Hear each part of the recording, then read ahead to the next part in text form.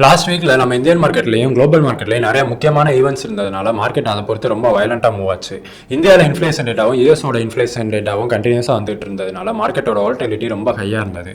இப்போ இந்த வீடியோவில் லாஸ்ட் வீக் வந்து என்னெல்லாம் நடந்தது, முக்கியமான டேட்டாஸோட டீடைல்ஸ், அப்புறம் இந்த வரப்போகிற வீக்கில் வந்து என்னென்ன முக்கியமான ஈவெண்ட்ஸ் இருக்குது, அப்புறம் நிஃப்டி அண்ட் பேங்க் நிஃப்டியோட டெக்னிக்கல் அனாலிசிஸ் இதெல்லாம் பற்றி டீட்டெயிலாக பார்க்கலாம்.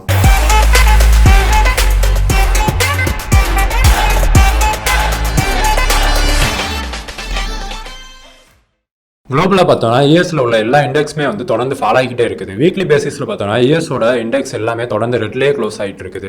யூஎஸில் இப்போ தேர்ஸ்டே அன்னைக்கு வந்து அவங்களோட இன்ஃப்ளேஷன் ரேட்டாக வந்தது, அது கொஞ்சம் நெகட்டிவாக வந்திருந்தது. ஆனாலும் அன்னைக்கு வந்து மார்க்கெட் பயங்கரமாக ஹை ஆச்சு, 2% 3% மேலே ஹை ஆகிட்டு நெக்ஸ்ட் டே, அதாவது இப்போ லாஸ்ட்டாக மார்க்கெட் முடிஞ்ச ஃப்ரைடே அன்னைக்கு வந்து மார்க்கெட் வந்து திரும்பவும் ஃபாலோ ஆச்சு. நாஸ்டாக் வந்து கிட்டத்தட்ட 3% வரையா ஃபாலோ ஆயிருக்கு, டவ் ஜோன்ஸும் 2% வரையா ஃபாலோ ஆயிருக்கு. தென் ரீசெண்டாக பார்த்தோம்னா ரஷ்யா உக்ரைன் வார் இஷ்யூவும் கொஞ்சம் ஹாட்டாக போயிட்டு இருக்கு. உக்ரைன் வந்து ரஷ்யாவோட கிரீமியா ரீஜனில் உள்ள ஒரு பிரிட்ஜ் அட்டாக் பண்ணதுனால ரஷ்யா வந்து திரும்பவும் அவங்க மேலே பயங்கரமாக அட்டாக் பண்ணிட்டு இருக்காங்க. இப்போ இந்த நியூஸ் வந்து ரொம்ப ஹாட்டாக போயிட்டு இருக்குது. இப்படி குளோபல் மார்க்கெட் கண்டிஷன் தொடர்ந்து வந்து வீக் ஆகிட்டே வரதுனால மார்க்கெட் எல்லாமே வந்து தொடர்ந்து வீக் ஆகிட்டே வருது. ஆனால் இந்தியன் மார்க்கெட்டை பார்த்தோம்னா குளோபல் வந்து இப்போ கழட்டி விட்ட மாதிரி தான் இருக்குது. தொடர்ந்து யூஎஸோட மார்க்கெட், யூரோப் மார்க்கெட்னு எல்லா மார்க்கெட்டுமே வந்து ஃபாலோ ஆகிட்டே இருக்குது. யூஎஸ் மார்க்கெட் வந்து இப்போ கிட்டத்தட்ட 20% வரையா ஃபாலோ ஆயிருக்கு. ஆனால் நம்ம இந்தியன் மார்க்கெட் பார்த்தோம்னா ஆல் டைம் ஹைல இருந்து இப்போ வரையா நிஃப்டி கிட்டத்தட்ட ஒரு 7% வரையா ஃபாலோ ஆயிருக்கு. லாஸ்ட் வீக்ல வெனஸ்டே அன்னைக்கு இந்தியாவோட சிபிஐ இன்ஃப்ளேஷன் ரேட்டா, அதாவது கன்சியூமர் பிரைஸ் இன்ஃப்ளேஷன் ரேட்டா வந்துச்சு. இது வந்து கொஞ்சம் நெகட்டிவா வந்திருந்தது. அப்புறம் ஃப்ரைடே அன்னைக்கு வந்து ஹோல்சேல் பிரைஸ் இண்டெக்ஸ் டேட்டா, அதாவது WPI டேட்டா வந்து வந்திருந்தது. இது வந்து கொஞ்சம் பாசிட்டிவா வந்ததுனால ஃப்ரைடே அன்னைக்கு மார்க்கெட் வந்து நல்லா ஹையா ரைஸ் ஆச்சு. 400 பாயிண்ட்ஸ் வரையா பிளஸ்ல வந்துட்டு, ஆனால் அடுத்து கொஞ்ச நேரத்துல வந்து அடுத்து 200 பாயிண்ட்ஸ் வந்து மைனஸ்ல க்ளோஸ் ஆச்சு. நெட்டா வந்து நிஃப்டி லாஸ்ட் வீக்ல 130 பாயிண்ட்ஸ், அதாவது நெட்டா 0.7% வந்து டவுன் ஆயிருக்கு. சென்செக்ஸ் வந்து 271 பாயிண்ட்ஸ் வந்து டவுன் ஆயிருக்கு. அப்புறம் மற்ற இண்டெக்ஸ்ல மிட் கேப் இண்டெக்ஸ் வந்து 2.8%, ஸ்மால் கேப் இண்டெக்ஸ் வந்து 1.7% வந்து டவுன் ஆயிருக்கு. தென் செக்டார் வைஸ் பார்த்தோம்னா லாஸ்ட் வீக்ல ஐடி செக்டாரை தவிர மற்ற எல்லா செக்டாருமே 2% மேல வந்து டவுன் ஆயிருக்கு. லாஸ்ட் வீக்ல ஐடி கம்பெனிஸோட ரிசல்ட் வந்திருந்தது. அதுவும் நிறைய கம்பெனிஸ் வந்து டிசிஎஸ், இன்ஃபோசிஸ்லாம் வந்து நல்ல ரிசல்ட் கொடுத்திருந்தாங்க. ஆனாலும் ரொம்ப பெருசா மூவ் ஆகலனாலும் ஓரளவுக்கு 0.5% வந்து ஐடி இண்டெக்ஸ் எல்லாமே ஹையா க்ளோஸ் ஆயிருக்கு. யூஸ்வலா பார்த்தோம்னா இந்தியாவில் எப்பயுமே ஃபெஸ்டிவல் சீசன் டைம்ல வந்து மார்க்கெட் வந்து நல்லா பாசிட்டிவா இருக்கும். முக்கியமாக பார்த்தோம்னா ஆட்டோ சேல்ஸ் டேட்டால நல்ல ரிசல்ட்ஸ் கொடுத்துட்டு இருப்பாங்க. ஸோ ஆட்டோ செக்டர்ஸ் எல்லாமே வந்து நல்லா ஹை ஆகிட்டு இருக்கும்.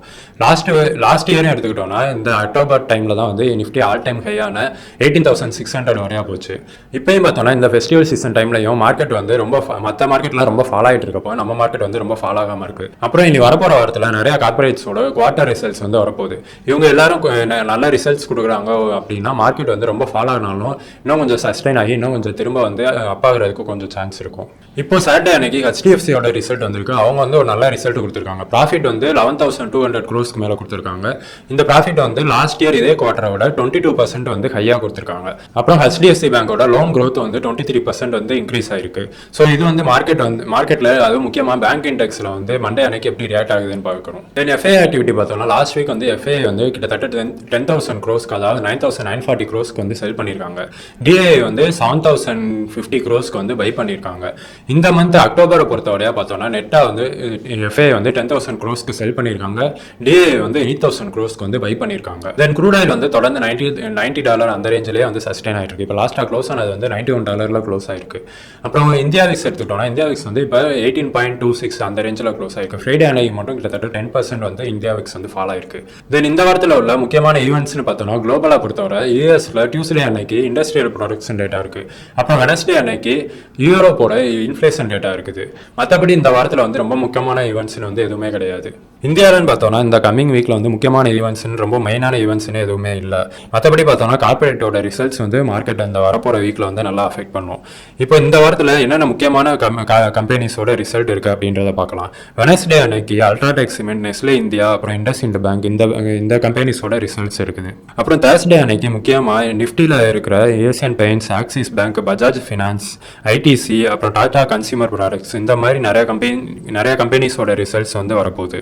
தென் ஃப்ரைடே அன்னைக்கு HUL, அதாவது Hindustan Unilever, HDFC life insurance, அப்புறம் பஜாஜ் ஃபின்ஸ், அம்புஜா சிமெண்ட்ஸ், இந்த கம்பெனிஸோட ரிசல்ட்ஸ்லாம் ஃப்ரைடே வரப்போகுது.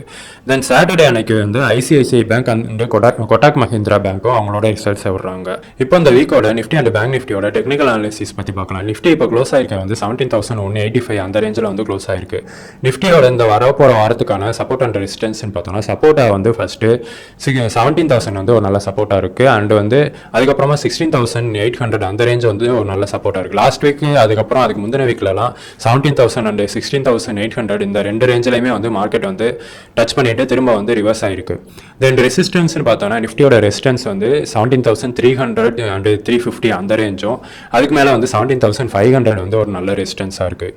தென் பேங்க் நிஃப்டியோட சப்போர்ட் அண்ட் ரெசிஸ்டன்ஸ் பார்த்தோம்னா பேங்க் நிஃப்டி வந்து இப்போ க்ளோஸ் ஆகி வந்து 39,300 அந்த ரேஞ்சில் க்ளோஸ் ஆயிருக்கு. பேங்க் நிஃப்டியோட ரெசிஸ்டன்ஸாக வந்து 39,500 to 600 அந்த ரேஞ்ச் வந்து ஒரு நல்ல ரெசிஸ்டன்ஸாக இருக்கும். அப்புறம் சப்போர்ட்டாக வந்து 38,800 to 39,000 அந்த ரேஞ்ச் வந்து ஒரு நல்ல சப்போர்ட்டாக இருக்குது. தென் ஓப்பன் இன்ட்ரெஸ்ட்டில் நிஃப்டியை பொறுத்தவரையா நிஃப்டியோட கால் சைடு வந்து ஓப்பன் இன்ட்ரெஸ்ட் ரொம்ப ஹையாக இருக்குது. 17,300 17,500 வரையா ஒவ்வொரு 100 ஸ்ட்ரைக்குமே வந்து நிறையா ஓப்பன் இன்ட்ரெஸ்ட் இருக்குது. அண்ட் புட் சைடு வந்து எங்கேயுமே ஒரு நல்ல ஓப்பன் இன்ட்ரெஸ்ட் இல்லை. தென் பேங்க் நிஃப்டின்னு பார்த்தோன்னா பேங்க் நிஃப்டியில் 39,500 கால் ஆப்ஷனில் நல்லா ஓப்பன் இன்ட்ரெஸ்ட் இருக்குது. அதுக்கப்புறம் புட் ஆப்ஷன்லையும் எங்கேயும் ஒரு சிக்னிஃபிகண்ட்டாக ஒரு நல்ல ஒரு ஓப்பன் இன்ட்ரெஸ்ட் இல்லை. ஓகே கைஸ், இந்த வீடியோ உங்களுக்கு யூஸ்ஃபுல்லாக இருந்திருக்கும்னு நினைக்கிறேன். அப்படி யூஸ்ஃபுல்லாக இருந்ததுன்னா இந்த வீடியோக்கு மறக்காமல் லைக் பண்ணுங்கள், உங்கள் ஃப்ரெண்ட்ஸுக்கு ஷேர் பண்ணுங்கள். அப்புறம் இந்த மாதிரி தொடர்ந்து share market and crypto currency பற்றின ஃபினான்ஷியல் கண்டென்ட்ஸ்லாம் உங்களுக்கு வேணும்னா இந்த சேனலை மறக்காமல் சப்ஸ்கிரைப் பண்ணுங்கள்.